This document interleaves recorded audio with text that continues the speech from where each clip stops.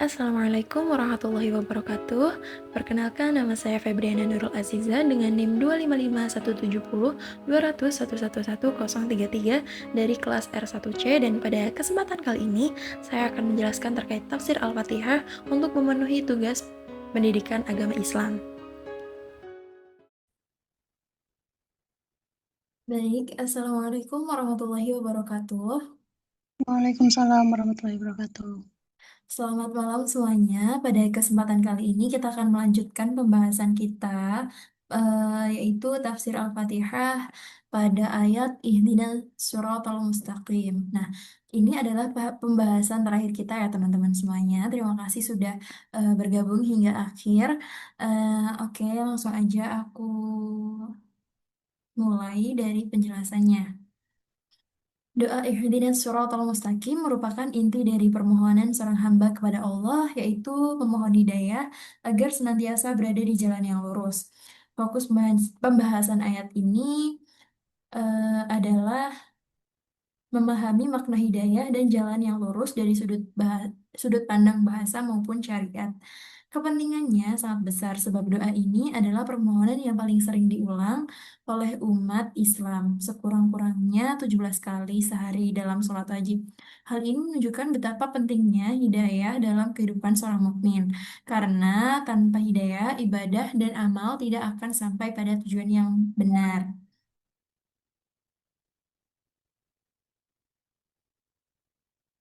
Kemudian yaitu analisis bahasa, yaitu bahasa dari lafadz ihdina. Artinya sendiri berasal dari kata kerja hada yang bermakna memberi petunjuk, dan dalam bentuk tata bahasanya tersendiri merupakan termasuk fiil amar yang merupakan kata perintah. Namun bila ditujukan kepada Allah, bentuk perintah ini bermakna doa atau permohonan seorang hamba. Kemudian makna hidayahnya sendiri memberi petunjuk dengan kelembutan, dolalah bil tautuf, untuk tujuan kebaikan. Kemudian yaitu ada 4 peringkat hidayah Ibnu Ibnu Asyur. Yang pertama adalah hidayah fitrah atau intuisi, atau hidayah indra, atau dalam bahasa Arab yaitu al-hidayah bil hawas. Yaitu Allah memberi manusia indra seperti penglihatan, pendengaran, dan perasaan. Kemudian indra ini menjadi sarana untuk menerima informasi, belajar dari pengalaman, dan mengenali kebenaran. Kemudian untuk contohnya sendiri yaitu melihat matahari terbit, terus mendengar bacaan Al-Quran, merasakan nikmatnya makanan, semua bisa mengantar pada kesadaran akan Sang Pencipta. Kemudian ada hidayah akal atau bukti, atau dalam bahasa Arabnya adalah al-hidayah bil aql, yang yang merupakan Allah ini memberikan manusia akal, kecerdasan, dan kemampuan berpikir. Nah, dengan akal ini manusia bisa membedakan baik dan buruk serta memahami tanda-tanda kebesaran Allah di alam semesta. Kemudian untuk contohnya sendiri, manusia tahu bahwa keadilan lebih baik daripada kezaliman meskipun belum mengenal wahyu. Nah, kemudian ada hidayah agama atau rasul, yang dalam syariat ini atau dalam bahasa sendiri al-hidayah bil syar, yang merupakan Allah menurunkan wahyu melalui para nabi dan rasul. Nah, syariat ini memberi aturan jelas tentang bagaimana beribadah, bermuamalah, dan hidup sesuai kehendak Allah. Kemudian contohnya sendiri, sholat 5 waktu, puasa, Ramadan, zakat, dan haji adalah bentuk hidayah syariat yang membimbing manusia agar ibadahnya benar. Kemudian ada hidayah taufik atau tajalli, atau dalam bahasanya yaitu al-hidayah bit taufik. Artinya ini adalah puncak hidayah. Allah memberi kemampuan hati untuk menerima kebenaran, menguatkan iman, dan istiqomah dalam amal. Tanpa taufik, manusia bisa tahu kebenaran tetapi tidak mampu mengamalkannya. Contohnya sendiri, seorang tahu bahwa sholat itu wajib, tetapi hanya dengan taufik Allah ia bisa menjaga sholat tersebut tepat waktu dan khusyuk. Nah, kemudian adalah makna dari as-siratal mustaqim. Nah, ini ada potongan-potongannya tersendiri. Makna dari as-sirat sendiri merupakan secara bahasa bermaksud jalan, secara majazi bermaksud al-haq atau kebenaran yang menjamin kejayaan dan keridhaan Allah. Kemudian al-mustaqim, di mana artinya lurus, tidak bengkak-bengkok, bebas dari keraguan atau kebatilan. Nah, identitasnya sendiri merujuk khusus kepada agama Islam yang dibawa oleh Nabi Muhammad SAW berdasarkan Alif Lam Ahdiyah. Kemudian perumpamaan jalan yang lurus dari hadis Nabi sendiri, perumpamaan jalan yang lurus dalam hadis Nabi digambarkan sebagai agama Islam jadi jalan utama di kiri dan kanan jalan terdapat dua tembok yang melambangkan batasan-batasan Allah atau hududullah. Pada tembok itu ada pintu-pintu yang tertutup dengan langsir yang menggambarkan perkara-perkara yang diharamkan atau maharimullah. Sementara itu di pangkal jalan ada penyeru yang mengajak manusia untuk masuk ke jalan tersebut. Dan di atas jalan ada penyeru lain yang mengingatkan setiap manusia agar tidak tergelincir. Penyeru itu ada Al-Quran dan suara hati yang menjadi penasihat Allah. Selanjutnya adalah mengapa orang Islam masih meminta hidayah? Mengapa sih orang Islam masih meminta hidayah? Yang pertama adalah ziyadatul hidayah atau tambahan hidayah. Seorang Muslim tidak cukup hanya dengan hidayah awal berupa iman dan Islam. Ia senantiasa memohon agar Allah menambahkan ilmu, pemahaman, dan petunjuk baru dalam setiap keadaan hidup. Nah, tambahan hidayah ini membuat seorang hamba semakin matang dalam beragama, lebih bijak dalam menghadapi ujian, dan lebih tepat dalam menghadapi keputusan. Selanjutnya adalah dawamul hidayah atau ketetapan hidayah. Hidayah yang sudah dimiliki perlu dijaga agar tidak hilang. Nah, permohonan ini bermakna meminta Allah menetapkan hati dalam istiqomah agar tetap berada di jalan yang lurus hingga akhir hayat. Tanpa ketetapan hati, seorang hamba bisa tergelincir oleh hawa nafsu, godaan dunia, atau bisikan setan. Dawamul hidayah ini menjamin konsistensi dalam ibadah, akhlak, dan ketaatan sepanjang hidup. Nah, permintaan hidayah bukan hanya agar kita mendapat tambahan ilmu dan istiqomah, tetapi juga karena hakikat hidup seorang muslim adalah menempuh jalan yang lurus. Jalan ini bukan hanya sekedar mencari kebahagiaan duniawi, melainkan menuju keridhaan Allah di mana setiap rasa bahagia maupun sedih hanyalah ujian untuk menilai ketakwaan kita. Selanjutnya yaitu hakikat hidup adalah jalan yang lurus. Tujuan hidup sendiri bukan hanya sekadar mencari kebahagiaan duniawi, melainkan menempuh jalan yang diridhoi Allah. Nah, bahagia dan sedih sebagai ujian ini, kedua-duanya hanyalah fitnah atau ujian untuk melihat siapa yang paling bertakwa. Nah, dunia sebagai tempat ujian ini seringkali ada kesedihan yang lebih dominan agar manusia ini selalu kembali kepada Allah. Nah, kemudian mengajarkan ketulusan hati. Nah, doa untuk kebersamaan ini, penggunaan kata ihdina berilah kami, atau yang artinya berilah kami petunjuk, menunjukkan bahwa doa ini bukan hanya untuk diri sendiri, melainkan doa bersama umat Islam. Hal ini menanamkan rasa kebersamaan beribadah dalam berdoa. Nah, selanjutnya yaitu mendoakan orang lain. Doa ini mengajarkan kita untuk mendoakan orang lain, termasuk mereka yang mungkin pernah mengecewakan atau menyakiti kita. Dengan demikian, seorang muslim ini dilatih untuk memiliki hati yang tulus, tidak menyimpan dendam, dan tidak berharap kebaikan dan tetap berharap kebaikan bagi sesama. Nah, kemudian adalah sebagai hidayah untuk kaum mukminin. Hidayah bukan hanya untuk kepentingan pribadi, tetapi untuk seluruh kaum mukminin. Hal ini menegaskan bahwa seorang muslim harus memiliki kepedulian sosial dan spiritual, mengingatkan kebaikan dan keselamatan bagi seluruh umat. Nah, pembersihan hati dan menghapus dendam. Ini merupakan kisah yang bisa kita teladani dari kisah Ali bin Abi Thalib. Ada sebuah perjalanan indah tentang pembersihan hati dan penghapusan dendam dari kisah Ali bin Abi Thalib. Kita melihat bagaimana beliau tetap menjaga kemuliaan sahabat-sahabatnya meskipun pernah terjadi konflik atau salah membiarkan perbedaan merusak ukhuwah. Membaca doa Ihdinas Shiratal Mustaqim seharusnya menjadi latihan spiritual untuk membersihkan hati kita dari penyakit dan dendam, amarah, dan segala bentuk eh, rasa tidak keterimaan dalam hati.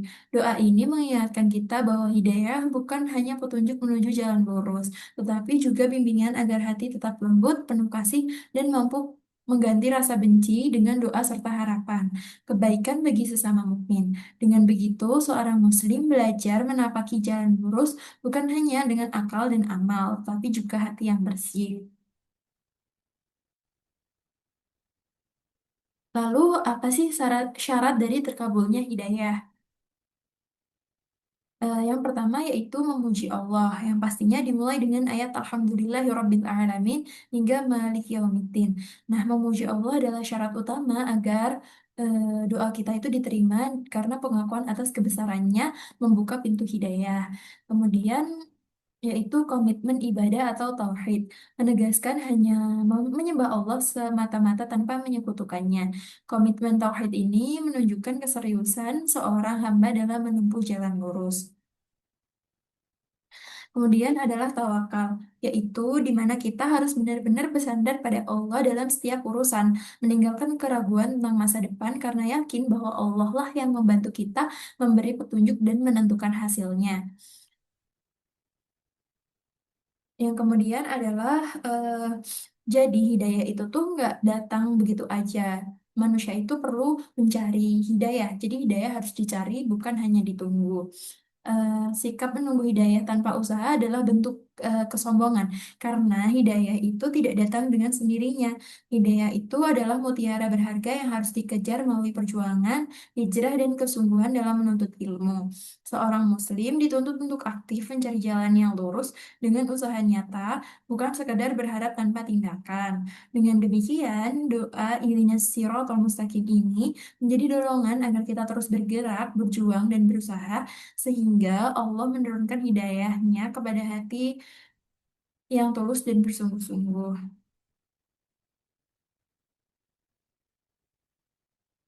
Kemudian dua tahapan hidayah menurut Ibnu Qayyim.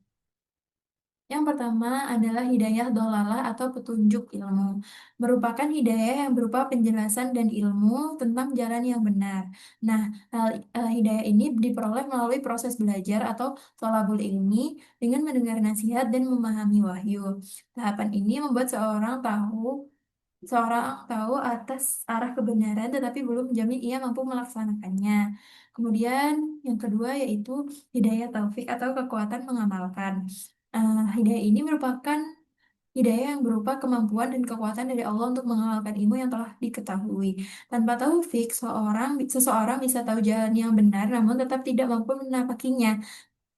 Nah, taufik ini adalah anugerah Allah yang diberikan kepada hati yang ikhlas, bersungguh-sungguh, dan berga- bergantung penuh kepadanya. Nah, catatan penting bahwa kita tuh harus mengetahui jalan yang benar atau dhalalah itu belum cukup, harus ada taufik agar ilmu itu bisa diamalkan. Nah, itulah sebabnya seorang muslim terus berdoa ihdinas shiratal mustaqim agar Allah bukan hanya menunjukkan jalan tapi juga memberikan kekuatan untuk menapakinya. Nah, selanjutnya adalah 4 kelompok manusia terkait hidayah. Jadi manusia ini dikelompokkan menjadi 4. Yang pertama yaitu zolon atau sesat. Mereka yang tidak tahu hidayah dan tidak berusaha mencarinya, hidup dalam kebodohan dan kesesatan tanpa peduli pada kebenaran. Yang selanjutnya yaitu muhtadi atau mendapat hidayah ilmu. Orang yang telah mendapatkan hidayah berupa pengetahuan tentang jalan yang benar. Mereka tahu arah kebenaran melalui ilmu, tapi belum tentu mampu mengamalkannya. Selanjutnya yaitu higawi atau dimurkai. Orang yang tahu kebenaran tapi menolak untuk mengamalkannya. Contoh paling jelas adalah iblis yang mengetahui perintah Allah namun enggan taat. Selanjutnya yaitu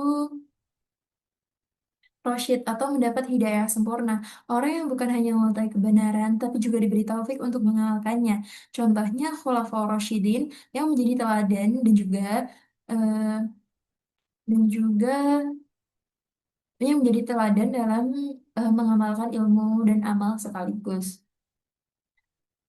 Dan untuk selanjutnya adalah hidayah di dunia dan akhirat.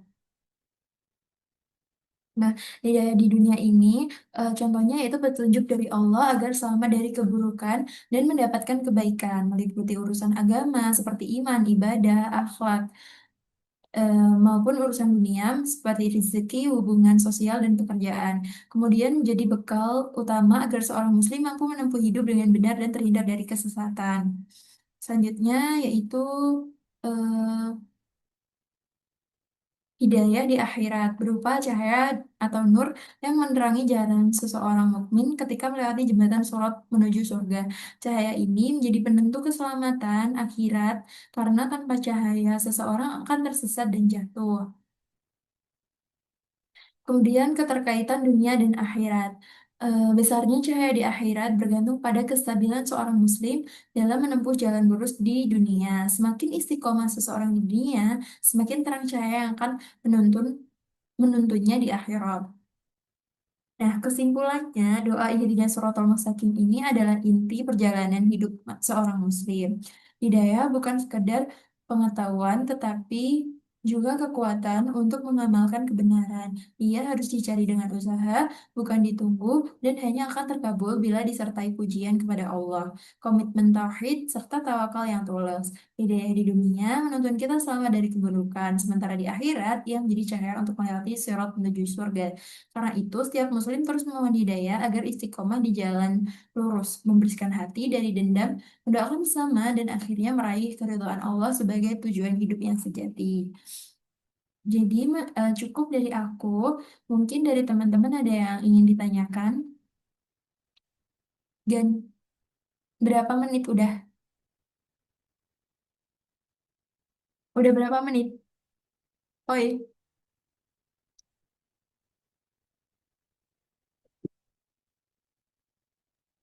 16 menit. oke. Eh, maaf banget, nah. Tadi materi apa judulnya? Nah? Aku nggak lihat. Materiku, judulnya ini.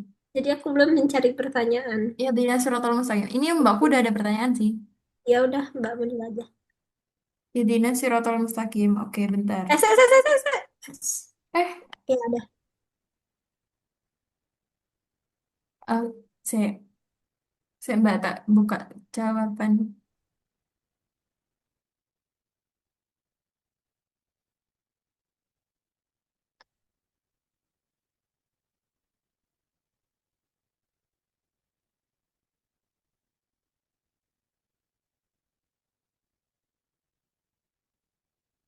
Ini gak pertanyaan.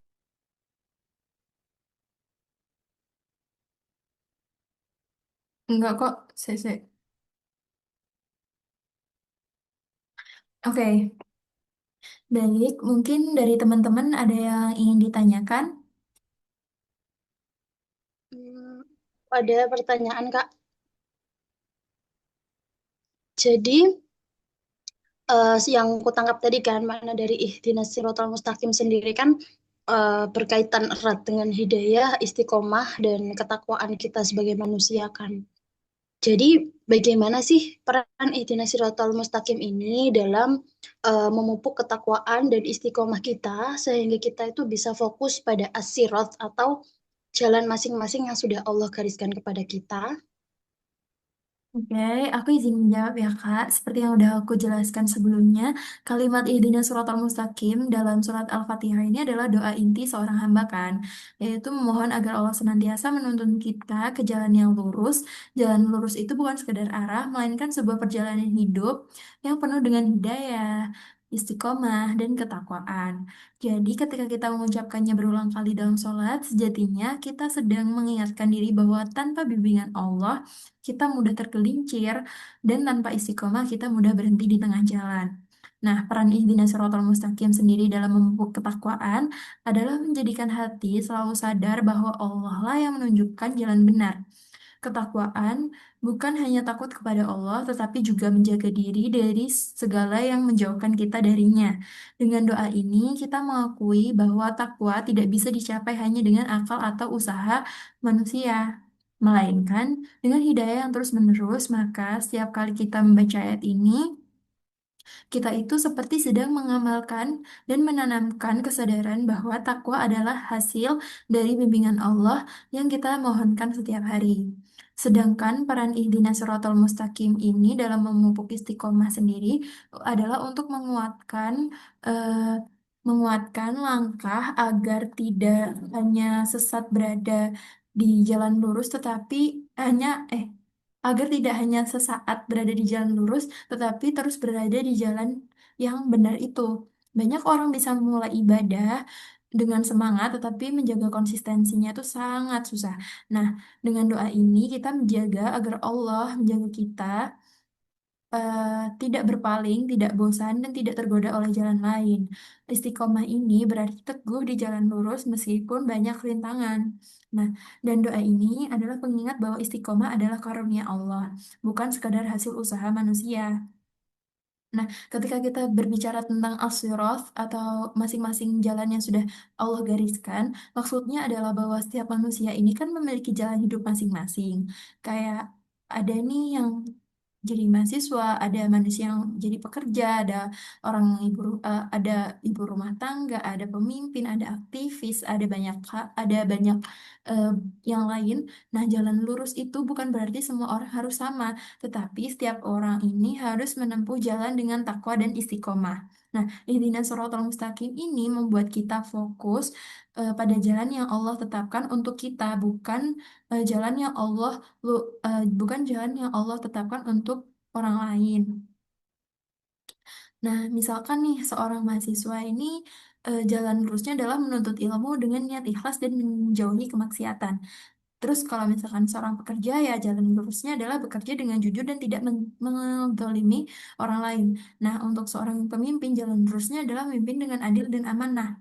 Nah, doa ini juga membentengi kita dari persepsi keliru bahwa kegagalan atau ujian berarti Allah tidak menyayangi kita. Justru dengan membaca ihdinas shiratal mustaqim, kita diingatkan bahwa ujian adalah bagian dari jalan lurus itu gitu. Jadi Allah itu tidak menjanjikan jalan lurus tanpa rintangan, tetapi menjanjikan bimbingan agar kita tetap teguh di atas jalannya. Dengan demikian, kegagalan bukan tanda Allah meninggalkan kita, melainkan cara Allah mendidik kita agar lebih kuat dalam bertakwa dan beristiqomah. Gitu sih, Kak, jawaban dari aku.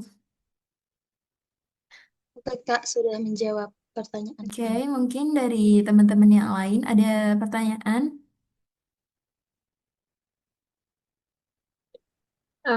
Aku mau nanya, apakah mungkin seseorang yang merasa udah di jalan yang lurus, padahal sebenarnya belum? Baik, akan aku jawab ya Kak. Izin menjawab maksudnya. Bisa aja sih. Mungkin enggak, mungkin kita sendiri tuh juga pernah mengalami fase itu nggak sih? Kayak kita tuh merasa sudah ada di jalan yang benar, tapi belum tentu kita tuh ada di eh, jalan yang benar. Jadi kayak sangat mungkin gitu seseorang merasa sudah berada di jalan yang lurus, padahal sebenarnya belum. Nah, hal ini tuh terjadi karena jalan lurus atau as-siratal mustaqim ini bukan sekedar perasaan nyaman atau keyakinan subjektif, melainkan sebuah jalan yang ditentukan oleh Allah melalui wahyunya. Dan banyak orang tuh merasa tenang dengan pilihan hidupnya, merasa benar ketika karena mengikuti tradisi atau logika pribadi. Jadi eh, dari itu tuh tidak jika tidak sesuai dengan Al-Quran dan Sunnah Rasul, maka itu bukan jalan lurus yang Allah maksudkan. Nah, ada beberapa sebab yang mungkin menjadi alasan mengapa seseorang itu bisa merasa berada di jalan yang lurus padahal belum. Yang pertama adalah kurangnya ilmu. Menurut aku tuh, tanpa pengetahuan agama yang benar, seseorang tuh bisa salah menilai mana yang lurus dan mana yang menyimpang. Kemudian, pengaruh hawa nafsu. Manusia itu cenderung memilih jalan yang mudah atau menyenangkan, lalu menganggapnya sebagai jalan yang lurus gitu. Kemudian yang ketiga itu lingkungan dan budaya. Kebiasaan masyarakat bisa membuat seseorang merasa benar, padahal bertentangan dengan syariat. Nah, misalkan tuh kayak padahal tuh banyak bentuk hal yang diharamkan oleh Allah, tapi sebanyak orang tuh menganggap bahwa yang haram tuh cuman babi gitu misalkan. Padahal banyak bentuk aktivitas atau perilaku lain yang juga sama haramnya, namun dianggap biasa saja karena sudah terbiasa terjadi di masyarakat sehingga dinormalisasikan gitu. Kemudian ada bisikan setan gitu. Setan itu kan menipu dan membuat keburukan itu tampak indah sehingga orang merasa sudah benar gitu.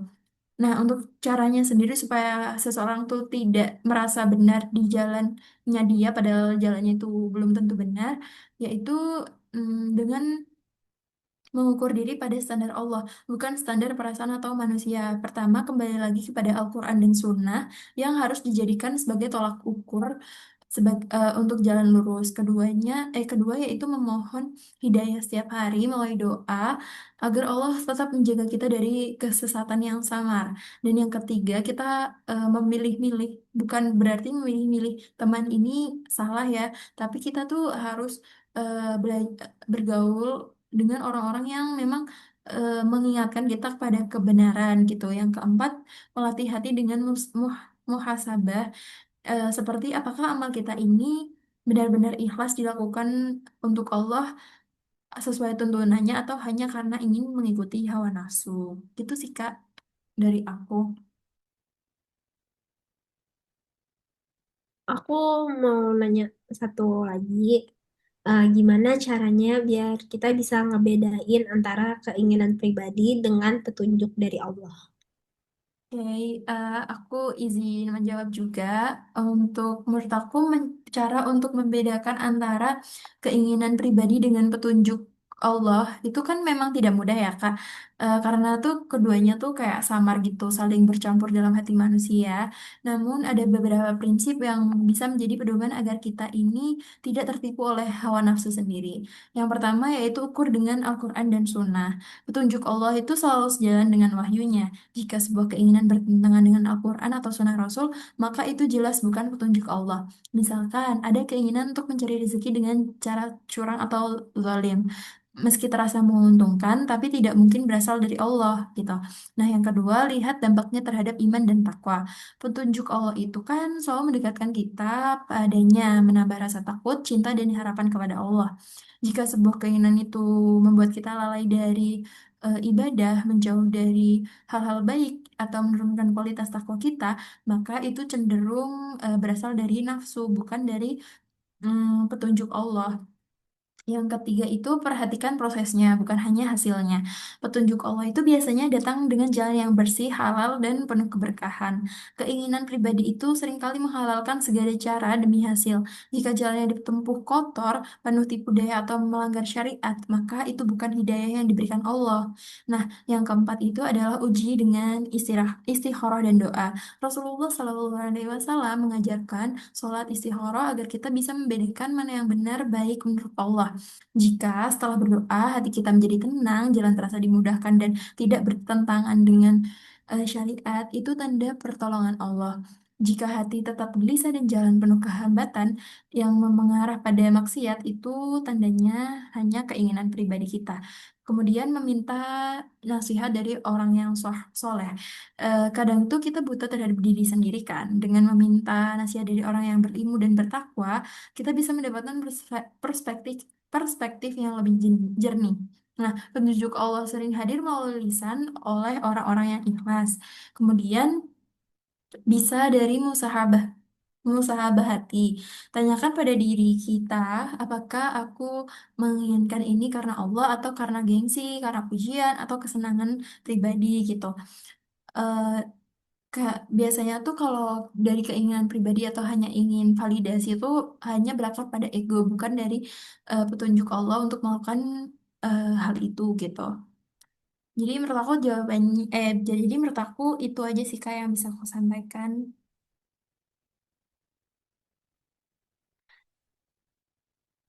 Nah, sorry motong.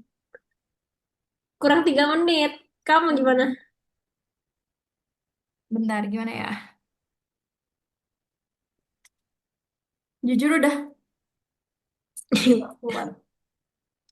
Bentar, eh Duh. bentar ya. Tolong. Syarif.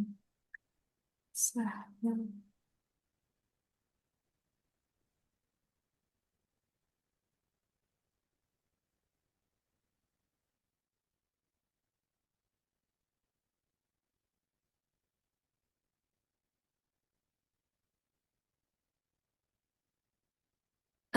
Baik, mungkin itu aja yang bisa aku sampaikan. Dari kakak, ada tanggapan atau tidak? Kalau tidak ada, aku mau ngasih satu kisah yang mungkin bisa menginspirasi kita yang berkaitan dengan istikharah, doa istikharah. Eh, di sini aku ambil dari kisah Umar bin Khattab dan doa istikharah. Jadi suatu ketika Umar bin Khattab radhiyallahu anh itu menghadapi sebuah keputusan penting. Apakah pasukan Muslim ini harus maju ke wilayah Syam yang saat itu sedang dilanda wabah atau menahan diri demi keselamatan umat?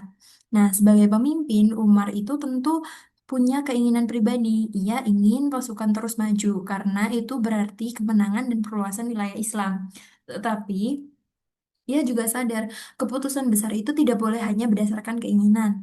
Lalu Umar bermusyawarah dengan para sahabat, mendengarkan pendapat mereka, dan akhirnya ia memutuskan untuk menahan pasukan agar tidak masuk ke wilayah yang terkena wabah. Sebagian orang bertanya, apakah engkau lari dari takdir Allah, wahai Umar? Dengan tenang, Umar menjawab, aku lari dari takdir Allah menuju takdir Allah yang lain. Kisah ini menunjukkan bahwa Umar tidak hanya mengikuti keinginan pribadinya, tetapi menimbang dengan akal, syariat, dan doa. Ia tahu bahwa petunjuk Allah bisa hadir melalui musyawarah, melalui ilmu, dan melalui istikharah.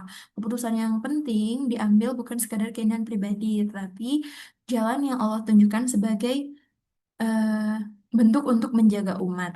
Nah, pesan dari kisah ini sendiri itu, dari kisah Umar kita belajar keinginan pribadi sering mendorong kita ke arah yang kita sukai. Tetapi petunjuk Allah itu eh, belum tentu. Mohon maaf.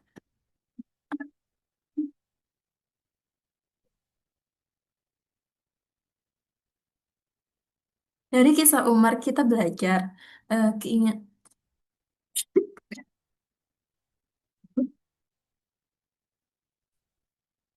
Aduh, mana galon kurung tak buka.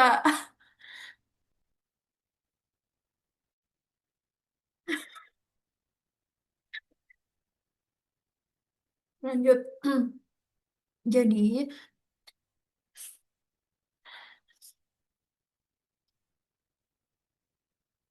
Jadi dari kisah yang udah aku sampaikan, bisa kita ambil pelajaran bahwa keinginan pribadi itu selalu lebih mengarah pada apa yang kita sukai, bukan apa yang Allah berikan petunjuk pada kebaikan yang lebih luas. Meskipun kadang itu kita tidak menyukai dari tidak sesuai keinginan kita gitu.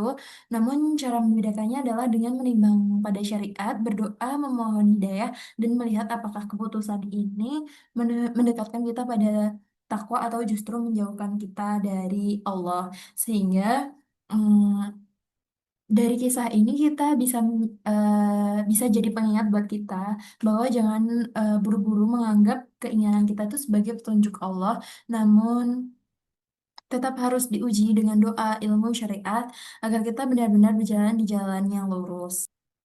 Jadi, dari kesimpulan yang telah aku sampaikan tadi, maka janganlah kita tertipu oleh keinginan pribadi yang tampak indah. Sebab jalan lurus bukanlah apa yang kita rasa nyaman, melainkan apa yang Allah tetapkan melalui wahyunya. Dengan memohon ihdinas siratal mustaqim, kita belajar bahwa hidayah, istiqomah dan takwa hanya akan tumbuh jika kita rendah hati menerima bimbingan Allah dan yakin bahwa setiap langkah yang kita tempuh bersamanya akan selalu berakhir pada ridho dan kasih sayangnya. Terima kasih teman-teman semua yang berkenan menghadiri Temuan. oh ya. Baik, terima kasih. Cukup dari aku. Terima kasih juga buat teman-teman yang sudah bersedia hadir pada pertemuan ini. Semoga pertemuan kita yang dari awal, dari materi pertama hingga materi terakhir ini dapat bermanfaat bagi teman-teman dan bisa diterapkan dalam kehidupan sehari-hari. Jadi, terima kasih semuanya atas ketersediaannya. Jadi, aku akhiri. Wassalamualaikum warahmatullahi wabarakatuh.